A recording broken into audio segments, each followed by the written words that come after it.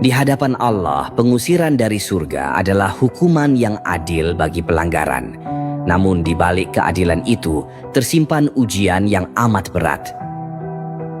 Bagi Adam dan Hawa, jatuhnya mereka ke bumi bukanlah sekadar pendaratan, melainkan perpisahan yang menyakitkan. Mereka terhempas jauh di dua sudut dunia yang berbeda. Adam mendarat di tanah yang kini kita kenal sebagai Sri Lanka. Sementara Hawa di Jeddah. Mereka mengembara seorang diri dalam penyesalan yang tak bertepi.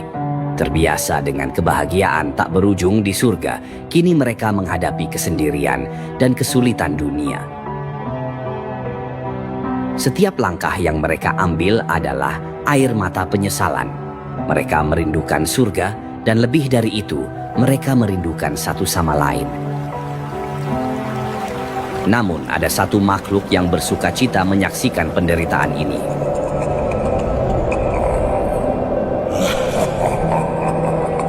Sang pembisik, iblis, mengamati dari bayangan.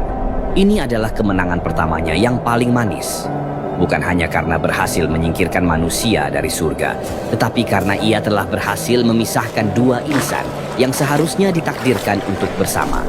Ia merasa bangga, seolah seluruh dunia telah tunduk padanya. Ia mengira penderitaan Adam dan Hawa adalah awal dari kehancuran manusia. Tapi iblis lupa bahwa di atas setiap tipu dayanya ada rahmat Allah yang maha luas. Selama bertahun-tahun, dalam doa yang tak pernah putus, Adam dan Hawa terus memohon ampunan. Mereka berucap sebagaimana yang diabadikan dalam Al-Quran, Surah Al-A'raf ayat 23. Rabbana zalamna anfusana, wa in lam taghfir lana, wa tarhamna lanakunanna minal khasirin. Dan Allah mendengar doa mereka.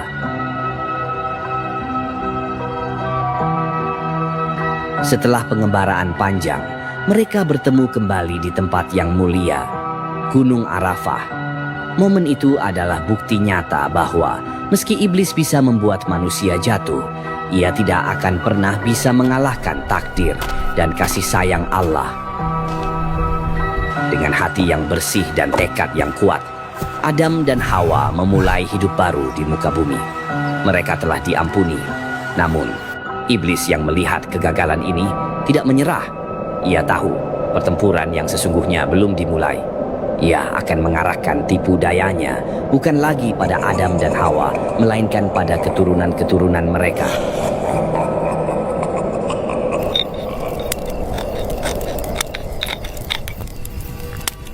Tahun demi tahun berlalu, dan Adam serta Hawa melihat keturunan pertama mereka beranjak dewasa. Dua putra dengan takdir berbeda, Qabil dan Habil. Habil tumbuh dengan hati yang tulus, seorang penggembala domba yang ikhlas dalam beribadah. Sementara Qabil, seorang petani, tumbuh dengan sifat yang lebih membara dan penuh kesombongan. Namun di antara mereka muncul sebuah perselisihan besar yang tak terelakkan. Adam, atas perintah Allah, telah mengatur pernikahan mereka. Qabil diminta untuk menikahi kembaran Habil yang berwajah biasa, sementara Habil akan menikahi kembaran Qabil yang sangat cantik. Qabil menolak dengan keras, hatinya dipenuhi iri dan keinginan untuk memiliki apa yang menurutnya pantas ia dapatkan. Untuk menyelesaikan perselisihan ini, Adam memerintahkan sebuah cara yang adil. Mereka harus mempersembahkan kurban terbaik mereka kepada Allah. Kurban yang diterima akan menjadi bukti kebenaran di sisinya.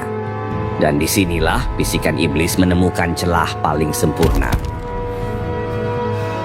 Ia melihat Qabil sebagai alat yang sempurna untuk membalas dendamnya. Ia tidak lagi menggunakan tipu daya yang sama seperti kepada Adam dan Hawa. Kali ini ia menggunakan senjata paling mematikan, cemburu. Ia mulai membisikkan kata-kata racun ke telinga Qabil. Habil dengan hati yang bersih mempersembahkan kambingnya yang paling baik. Qabil dengan hati yang berat dan sombong mempersembahkan hasil panennya yang buruk. api dari langit turun, menyambar kurban Habil sebagai tanda bahwa persembahannya diterima. Sementara kurban Qabil tetap di tempatnya, tidak tersentuh. Qabil menatap kurbannya sendiri. Tumpukan hasil panen yang layu itu kini terasa seperti cermin yang memantulkan aib. Ia dihina, direndahkan, di depan mata adiknya, di hadapan ayahnya, dan di hadapan semesta. Dan iblis yang mengawasi dari bayangan tersenyum. Dendam itu tidak pernah padam. Ia menempel di hati Qabil, membusuk seperti buah kurbannya yang layu. Setiap kali ia melihat Habil, setiap kali ia melihat ketenangan di wajah adiknya, api iri hati Qabil menyala. Ia merasa direndahkan, seolah kehormatan dirinya telah dicuri. Dan di saat itulah iblis menyerang, tidak lagi dengan satu bisikan, melainkan dengan ribuan bisikan yang tak pernah berhenti. Kata-kata racun itu bergema di dalam benak Qabil. Dia lebih mulia darimu. Tidak, dia hanya licik. Dia mencuri restu yang seharusnya mutlak milikmu. Kau yang berhak, kau yang lebih kuat. Hancurkan dia, hancurkan kesombongannya. Hati Qabil yang sudah gelap kini sepenuhnya dikuasai amarah. Ia tidak lagi mendengar suara kebaikan dari Habil. Hanya bisikan iblis yang memintanya untuk melakukan hal terburuk. Dan iblis menunggu sampai suatu saat Nabi Adam pergi meninggalkan rumah. Ia tahu kepergian Nabi Adam adalah kesempatan sempurna untuk melancarkan bisikan terakhirnya. Kegelapan mengambil alih hati Qabil. Dalam sebuah momen yang menghancurkan, tangan manusia pertama kali terangkat untuk mengambil nyawa manusia lainnya. Habil jatuh dan dosa pembunuhan pertama di muka bumi telah terjadi. Iblis tertawa, sebuah tawa kemenangan yang dingin dan kejam. Ia tidak hanya berhasil membuat manusia jatuh, ia berhasil membuat manusia saling menghancurkan. Dan ia tahu ini hanyalah permulaan. Di tengah keheningan yang pecah karena dosa pertama, Qabil berdiri membeku. Tangan yang baru saja mengambil nyawa saudaranya kini menggenggam erat jasad yang dingin. Ia diliputi kebingungan, ketakutan, dan penyesalan yang tak terlukiskan. Ia tidak tahu bagaimana caranya menyingkirkan mayat yang membebani hati dan tangannya itu. Ia telah melakukan perbuatan paling keji, tetapi ia sama sekali tidak tahu apa yang harus ia lakukan setelahnya. Namun, di saat ia merasa tak berdaya dan terhina oleh kebodohannya, sebuah petunjuk dari Allah datang dengan cara yang tak terduga. Di hadapan Qabil, 2 ekor gagak berkelahi dengan sengit hingga salah satunya mati.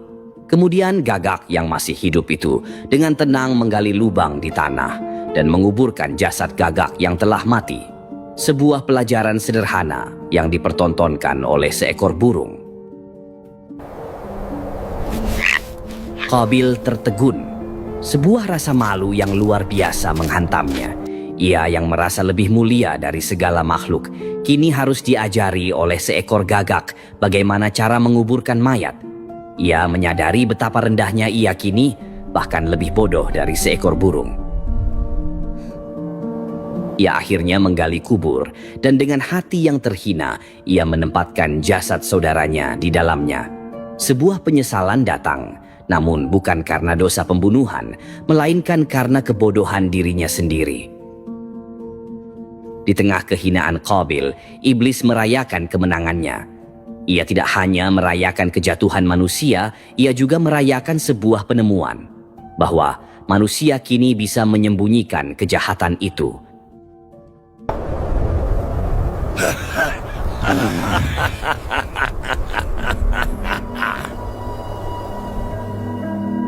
Perjalanan panjang menuju hari pembalasan baru saja dimulai. Dari satu pembunuhan ini, ia tahu akan lahir ribuan dosa lain. Ia tahu dengan menanamkan cemburu dan membuat manusia saling menghancurkan, ia kini memiliki kekuatan untuk merasuki hati setiap keturunan Adam. Perang sejati telah dimulai.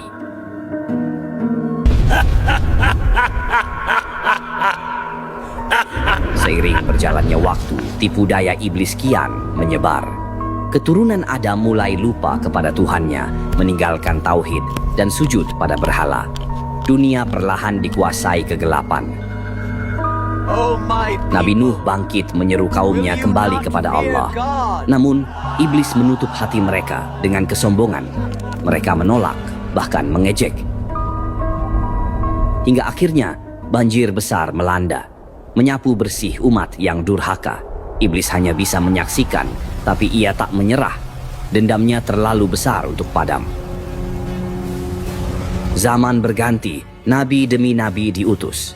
Iblis tak tinggal diam. Ia menyalakan kesesatan baru, kesombongan Fir'aun dengan kekuasaannya, kerakusan Qarun dengan hartanya, hingga kehinaan kaum Nabi Lut dalam moral yang rusak. Tapi, meski umat banyak yang tersesat, para nabi selalu menang. Kebenaran tak pernah bisa iblis padamkan sepenuhnya. Namun, saat cahaya terakhir turun, iblis benar-benar gemetar. Muhammad bin Abdullah, sang nabi penutup, lahir di Mekah.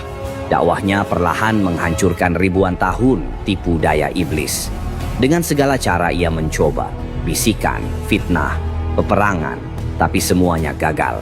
Islam tumbuh, berakar, hingga Ka'bah dibersihkan dari berhala. Kekalahan terbesar iblis terjadi di hadapan rumah Allah.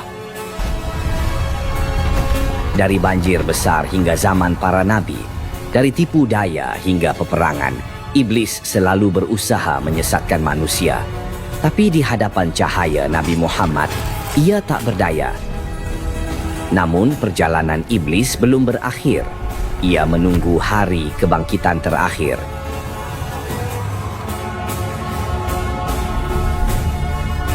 Behold my cruel victory.